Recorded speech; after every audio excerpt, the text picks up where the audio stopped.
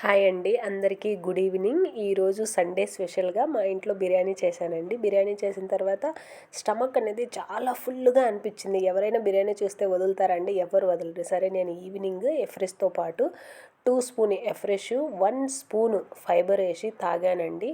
ఒక half an hour కల్లా అండి, మనం మామూలుగా బిర్యానీ తింటే ఈవినింగ్ కల్లా పొట్ట నిండుగా ఉన్నట్టు, గ్యాస్ ఫామ్ అయినట్టు ఇలా ఉంటుంది కదా.